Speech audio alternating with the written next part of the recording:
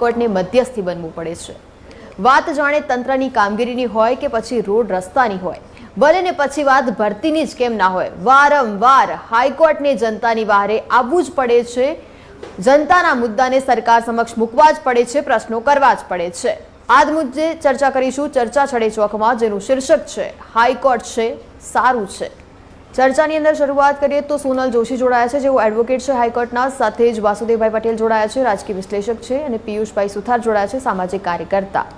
ચર્ચાની શરૂઆત કરીએ તે પહેલા જ જણાવી દઉં કે આ મુદ્દો સાંભળ્યા બાદ જ ભારતીય જનતા પાર્ટીના પ્રવક્તાઓ દ્વારા મનાઈ કરવામાં આવી છે અને તેમને આ ડિબેટની અંદર ચર્ચા લેવાની જ મના કરી છે। ચર્ચાની અંદર શરૂઆત કરીએ, વારંવાર કિસ્સાઓ સામે આવી રહ્યા છે, હાઈકોર્ટને અત્યારે દરેક બાબતે મધ્યસ્થી બનવું પડે છે। પિયુષભાઈ, શું કહેવા માંગશો? આવા જે મુદ્દાઓ હોય છે કે જેની અંદર બરાબર કામગીરી નથી થતી, અથવા તો એક કે બીજા કારણોસર હાઈકોર્ટે અંદર દખલગીરી કરવી પડે છે, આની સમાજની અંદર શું અસર પડે છે? સૌથી પહેલા હું એક ઉદાહરણ આપીશ કે ચૂંટાયેલા નેતા, સુખી નેતા એક બંગલાની ખરીદી કરે છે, એનું નામ છે ગુજરાત। એ બંગલાની ખરીદી કર્યા પછી આપણે બંગલામાં સાર સંભાળ માટે ઘરઘાટી રાખીએ છીએ। એવી રીતે આ ગુજરાતના બંગલામાં કાયદો વ્યવસ્થા અને દરેક કામગીરી માટે, જનતાની સુવિધાની કામગીરી માટે નોકરો જે રાખ્યા છે, સરકારી નોકરો, એને આપણે ઘરઘાટી તરીકે નામ આપીશું। અને એ લોકો ગુજરાતના આ ઘરની અંદર બંગલામાં જે કામગીરી કરે છે ને, એ એમના માલિકને પૂછ્યા વિના કામ કરતા નથી, એમને પૂછીને જ એમના ઈશારે જ કામ કરે છે। દરેક ખાતા, દરેક અધિકારીઓ એમના માલિકને પૂછીને કામ કરે છે। એવી જ રીતે હવે બીજી વસ્તુ કે અધિકારીઓને પોતાની ક્ષમતા કેટલી છે એ યાદ નથી રહી। એનું મહત્વનું કારણ એવું છે કે વીઆઈપીઓની સેવા કરીને, વીઆઈપીઓની આગળ જી હજૂરી કરીને, વીઆઈપીઓનો રાજીપો મેળવવા માટે એમના ઈશારે કામ કરી રહ્યા છે। ખરેખર જે અધિકારીને જે કામ સોંપવાનું આવ્યું હોય એ કામ માટે કોઈ બીજાએ દખલગીરી કરવાની જ ના હોય। જો એની સત્તામાં આવતી હોય તો એને એ કામ કરવું જ જોઈએ। પણ એના માટે પછી એને જી સાહેબ હું શું કરું, હું ના કરું, આ કામ કરું કે ના કરું, તમે કહો તો કરું, પણ મારી બદલી ના કરતા, મને સારી જગ્યાએ મૂકજો, હું તમારું કીધું કરીશ। જો આવી ચાપલુસી કરવી હોય તો જનતાનું કામ ક્યારે થશે? એના માટે જ ખરેખર નામદાર કોર્ટનો હું આભાર માનીશ કે દર અઠવાડિયે આ રીતે કાન મરડો કાં તો અંગૂઠા પકડાવો અને કામગીરી કરાવે। આજે આ TV30ના માધ્યમથી જે મુદ્દો, મહત્વનો મુદ્દો લેવામાં આવ્યો છે, એ ખરેખર આવકાર્ય છે અને ખરેખર પ્રશંસનીય વસ્તુ છે કે આ કામગીરી આવી કરવામાં આવી રહી છે। અને આજે અમને, અમારા જેવાને બોલવા આવવું પડે છે।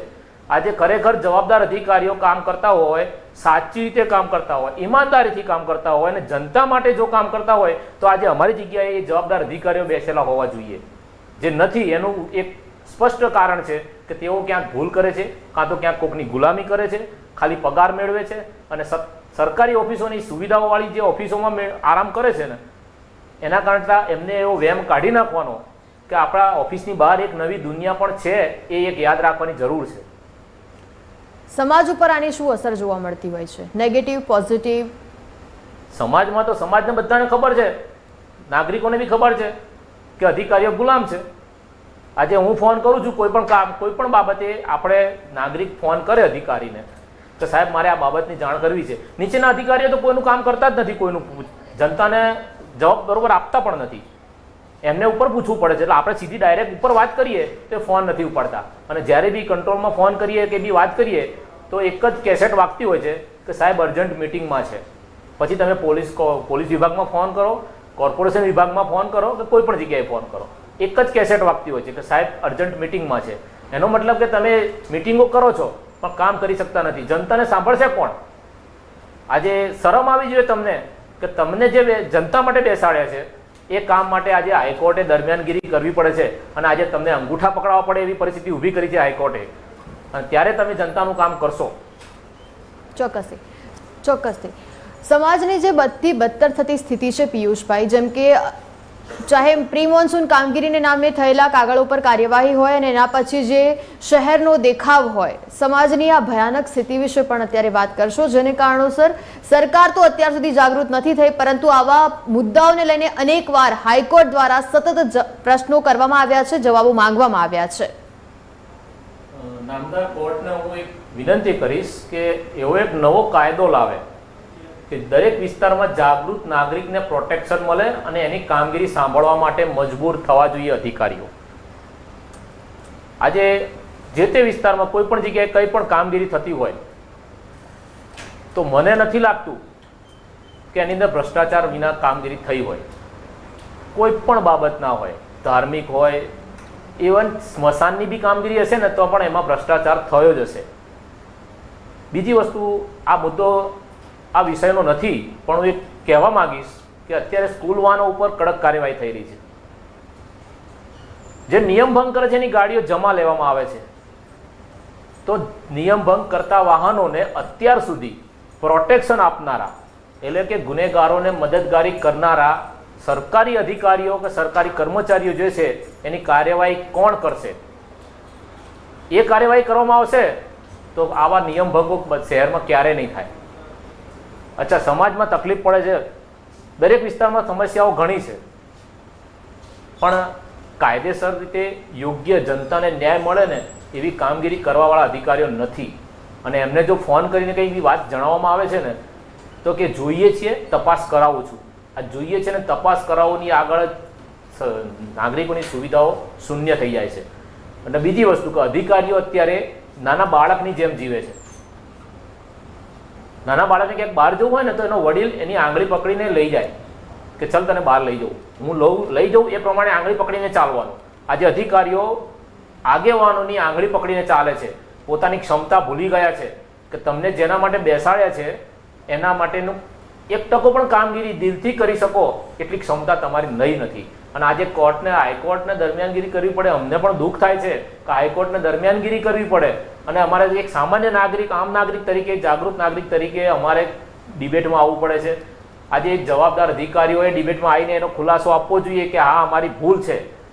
અમેરિકામાં હમણાં કોઈ પક્ષના નેતા ઉપર ફાયરિંગ થયું તો એની એજન્સીના અધિકારીએ રાજીનામું આપી દીધું, એને સ્વીકારી એની જવાબદારી, એની ભૂલ સ્વીકારી.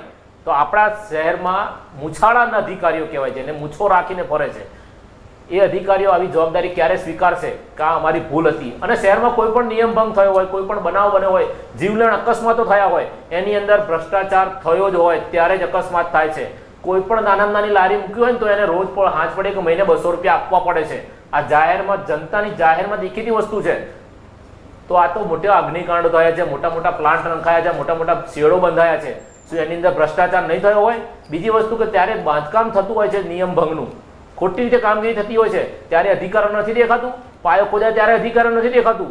10 માળ સુધી ઊભું થઈ જાય ત્યાં સુધી અધિકારો નથી દેખાતું. અને જ્યારે તૈયાર થઈ જાય એટલે એને રોકવાને, પાડવાની બાપ ધાક ધમકી નોટિસો આપીને એની અંદર ભ્રષ્ટાચાર કરવામાં આવે છે.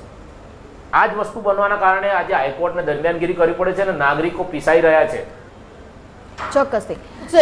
ચોક્કસથી પિયુષભાઈ, અત્યારે આ મુદ્દો ઉઠ્યો છે, આપ સમાજ વચ્ચે રહો છો, લોકો વચ્ચે રહો છો, શું લાગે છે નિકુલભાઈ જે કહી રહ્યા છે એમાં કેટલી સચ્ચાઈ છે? શું વિપક્ષ કામ કરે છે કે નથી કરતી એ આજનો મુદ્દો જ નથી, પરંતુ પહેલા થતું હતું અત્યારે વધુ થઈ રહ્યું છે એ પણ સમજાવજો અને સાથે જ વિપક્ષ તમારી સાથે કેટલી હોય છે એ પણ સમજાવજો.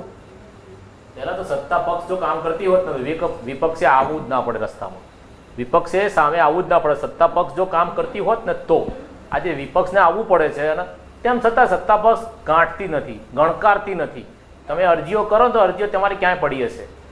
આ રીતે કામગીરી કરે છે સત્તા પક્ષ. વિપક્ષને સાંભળતી પણ નથી. આજે ગુજરાતમાં કંઈ બબાલ થાય અને ગાંધીનગર જવાનું થાય તો ગાંધીનગરને તમે કોર્ડન કરી દો, ગાંધીનગરમાં કોઈને ઘૂસવા ના દો. આ પોપાભાઈનું રાજ ચાલતું હોય એટલે તમે આવું કરો છો તો પછી વિપક્ષને રાખ્યો છે શું કરવા? તમે રાજાશાહી જાહેર કરતો ને કે હું રાજા છું, આ વજીર છે, આ હુકમ છે, તમે જાહેર કરતો એવું? આ લોકશાહી છે, લોકશાહીને સમજતા શીખો, પછી સત્તા પર બેસો. આજે ભણ્યા વગરના લોકોને વોટ આપીને તમે બેસાડી દો છો. ખરેખર ઉમેદવાર તો ભણેલો ગણેલો હોવો જોઈએ. એ તો આપણો જ વાંક છે ને પિયુષભાઈ, એ તો આપણો જ વાંક છે ને કે આપણે કોને ચૂંટીને ત્યાં મોકલ્યા છે. પણ હવે તો આજે ઈવીએમ ની બી બબાલો ચાલે જ છે ને, ઈવીએમ માં ખોટું કરીને પણ કરવામાં આવે છે. લોકશાહીમાં 156 સીટો આપવી તો એ તો પણ ઈવીએમ ની ભૂલોના કારણે જ છે ને. ઈવીએમ માં બી ચીટિંગ કર્યું છે, એમને ના આવે. અને તમે જે કહો છો કે આ વસ્તુ પબ્લિકે જ ઉભી કરી છે તો બેલેટ પેપર ચાલુ કરો. સરકારને એમ કહી છે બેલેટ પેપર ઉપર એક જ વખત ચૂંટણી કરો, એક જ વખત ચૂંટણી કરો. કોઈ પણ વિસ્તારમાં કોઈ પણ પક્ષની ચૂંટણી કરો, તમે એક જ વખત કરો ને બેલેટ પેપરથી. ખરેખર જો તમે ઈમાનદાર વફાદારની વાતો કરો છો, વાહવાહી જે કરો છો વિશ્વગુરુની, ત્યાં ખબર પડી જશે કે તમારી બેલેટ પેપરમાં તમારી કેપેસિટી કેટલી છે. એટલે બેલેટ પેપરથી ચૂંટણી કરીશું તો કદાચ પરિણામો વિપરીત આવશે. 100% પરિણામ ફેર પડશે. 100% પરિણામ ફેર પડશે, કારણ કે સાયબર ફ્રોડ એટલું બધું થઈ રહ્યું છે. એનો સહારો લઈને બેલેટ પેપરની કામગીરી કરવી જરૂરી છે. ચોક્કસ. ઈવીએમ મશીનોમાં પણ ફ્રોડ થાય છે. લોકોએ કેટલાય વિડીયો વાયરલ કર્યા છે કે આ રીતે એની અંદર હેક કરીને એની અંદર ઉમેદવારોના વોટિંગના બધા આગા પાછળ કરી શકે છે. જી, એ ખોટું છે. વાયરલ થયેલી વિડીયો ખોટા હોય તો તમે એની કાર્યવાહી કેમ નથી કરતા? આવા બધા વિડીયો વાયરલ આવે છે તો. અને નજર સામે તમે જુઓ છો કે વોટ આપવા જવાવાળો નાગરિક બાજુમાં ઉભો રહીને ત્રીજો વ્યક્તિ ઉભેલો જે ચમચો હોય એ જઈને અંગૂઠો દબાઈને આવતો રહે, ચલ ભાઈ પતી ગયું, નીકળતું. આ તો કઈ રીત છે? આ કોના રાજમાં થઈ રહ્યું છે? આ ઇલેક્શન કમિશને વિચારવું જોઈએ, કારણ કે સત્તા પક્ષ માટે તો આ સારું જ રહેશે ને. ઈવીએમ માં ગોટાળો થાય, આવી રીતે પકડાય છે, છતાં પણ સત્તા પક્ષ તો આના પર કોઈ એક્શન લેવાની જ નથી. આ વસ્તુ ચૂંટણી કમિશન છે ને આ ગોટાળા ચલાવી લેશે. ચોખ્ખી જ વાત છે. જેને ગોટાળા કરવા માટે જેને જન્મ લીધો છે, જેને સત્તા પર બેઠા છે ગોટાળો કરવા, એ તમામ ગોટાળો ચલાવવા તૈયાર છે. અને શહેરમાં જે કંઈ નિયમ ભંગના ગુનાની કોઈ પણ પ્રવૃત્તિ થઈ છે એની અંદર જવાબદાર લોકોને તાત્કાલિક અસરથી સસ્પેન્ડ કરવામાં આવે છે. તમે શું પબ્લિકને ડફોળ બનાવો છો સસ્પેન્ડ કરી? સસ્પેન્ડ એટલે તમે એનો બચાવ જ કરો છો. સસ્પેન્ડ એટલે કઈ ફાંસીની સજા નથી આપી એને તમે લોકઅપ પણ નથી પૂર્યો. સસ્પેન્ડ એટલે એને તમે બચાવ કરો છો અને ધીમે રહીને એને બાજુમાં હટાવી દો છો અને આખી વાતને દબાવવાનો પ્રયત્ન કરો છો. તમે ડિસમિસની કાર્યવાહી કરો, એની મિલકત જપ્ત કરો. આજે કોઈ શહેરમાં સામાજિક બાબતે કોઈ ગુનેગાર કોઈ મોટો ગુનો કરે છે, ગુના તત્વ હોય તો એની મિલકત ઉપર બુલડોઝર ફેરવો છો. કયા અધિકારીઓએ બેદરકારીના કારણે બુલડોઝર ફેરવ્યા તમે? એની કેટલી મિલકત જપ્ત કરી? કામગીરી આમ થાય. ખાલી દેખાવો કરવાથી, વાહ કરવાથી, ગળામાં પટ્ટા નાખીને ઝંડા હાથમાં લેવાથી કામગીરી નથી થતી. પબ્લિક બધું જાણે છે, પણ કોઈ પણ તમારી જે તાનાશાહી ને જે ડર છે ને એના કારણે પબ્લિક બોલી નથી શકતી અને આગળ નથી આવતી. જે આગળ આવે છે એને તમે દબાવવા માંગો છો. ચોક્કસથી. પિયુષભાઈ, 30 વર્ષ પહેલા ગુજરાતની અંદર આવી સ્થિતિ હતી કે ન હતી? પરિસ્થિતિ થોડી ખરાબ હતી, પણ આટલી હદે નહીં. 20% 25% ખરાબ હતી. લોકો સાંભળતા હતા. નાનો વ્યક્તિ કઈ બી મંત્રીની ઓફિસમાં જાય તો એને પહેલા સાંભળવામાં આવતું હતું, આવો બેસો, પાણી આપો, બોલાવો, વ્યવસ્થિત. આજે તમે લાઈનમાં 2-2 કલાક ઉભા રહો તો તમારા પોલીસ વિભાગનો અધિકારીને ત્યાં ઓફિસમાં જઈને 2-2 કલાક બેસી રહેલો છું હું પણ. 2-2 કલાક બેઠા પછી કે સાહેબ મિટિંગમાં છે, સાહેબ નીકળી ગયા. એટલે મેં તો જોયું નહીં, બાયણું તો બંધ છે કલાકથી 2 કલાકથી. તો મિટિંગે પતી ગઈ, સાહેબ નીકળી ગયા. તો જનતાને સાંભળો તો કામગીરી થાય. અને અધિકારીઓ એવો વેમ કાઢી નાખો કે અમે અધિકારી છીએ, હું છું મોટો સાહેબ છું, મારી વાહવા છે. તમારી ઓફિસ પૂરતું જ છે. તમે ઓફિસનું પગથિયું ઉતરો છો અને જનતાની વચ્ચે જ્યારે ગાડી લઈને નીકળો છો ને ત્યારે તમારી એક ટીઆરપી જેવી કે પટ્ટાવાળા જેટલી જ વેલ્યુ છે. તમે એવું માનો છો કે સલામ મારે છે બધા? તમારી ઓફિસ જ સલામ મારે છે, બાકી બહાર કોઈ તમને સલામ નથી મારતું. કેમ? તમારી કામગીરીના કારણે. આજે એક જગ્યાએ એક વિસ્તારમાં હમણાં સિગ્નલની પ્રોબ્લેમ હતો ટ્રાફિકનો. કર્મચારીઓએ, નાના કર્મચારી હતા, એમને સિગ્નલ ચાલુ કર્યા. અઠવાડિયું સરસ કામગીરી ચાલી. તો એના સિનિયર અધિકારી એને ખખડાવે છે તો કોને પૂછીને સિગ્નલ ચાલુ કર્યા? આ રીતે કામગીરી થશે? સિગ્નલો બંધ કરાવી દીધા. અમે અનેક વખત આ રજૂઆત કરી છે, એના વિડીયો પણ અમે વાયરલ કર્યા છે. તો શું આ રીતે કામગીરી થશે? અને એ શેના માટે સિગ્નલો બંધ કરવામાં આવે છે? તો લગાવે છે શું કરો? આખા પબ્લિકના રૂપિયાનું પાણી શા માટે કરો છો? અનેક વિસ્તારોમાં સિગ્નલો બંધ છે. તો હાઈકોર્ટે દમનગીરી કરવી જ પડશે અને હાઈકોર્ટ તમને અંગૂઠા પકડાવશે ને તમને સજા કરશે ને એ જ દાવના છો તમે, કારણ કે તમે કામગીરી યોગ્ય નથી કરતા. આજે ગબ્બર પિક્ચરમાં પણ એક ડાયલોગ છે કે સત્તાધારી પક્ષ નહીં, કેપેબલ અધિકારી જ્યારે પોતાનું કામગીરી યોગ્ય રીતે નથી કરતો ને ત્યારે સમાજમાં ગબ્બરો પેદા થાય છે. શું તમે આ ગબ્બરો પેદા કરવા માંગો છો?